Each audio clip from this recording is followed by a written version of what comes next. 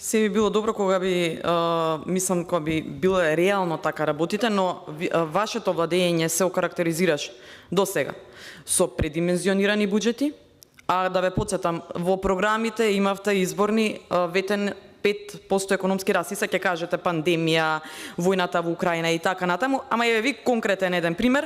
Прво, од Светска банка извештај, вели вака: и покрај поддршката од владата, пазарот на трудот и понатаму е погоден од продолжените ефекти на пандемијата.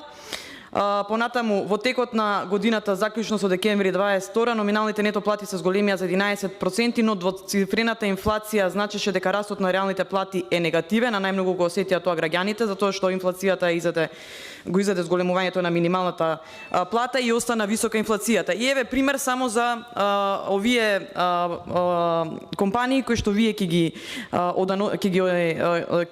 им земете плюс од доначување. Всушност во периодот за 2019-2020, ја ќе ви посочам само еден пример.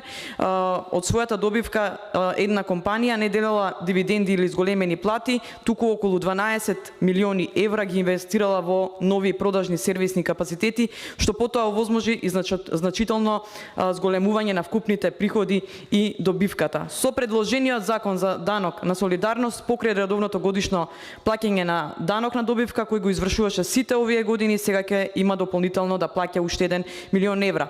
Значи, оние компании кои што успешно работеа, значи ќе бидат казнети и заради тоа странските стопанственици во оваа компанија се размислуваат сериозно за нивно преместување во Косово или во околните држави. Така ги јакнете економиите на соседните држави, но никако не можеме да сватиме дека ја јакнете економијата во Македонија. Извинете, ова се буквално од извештајот податоци на Светска банка.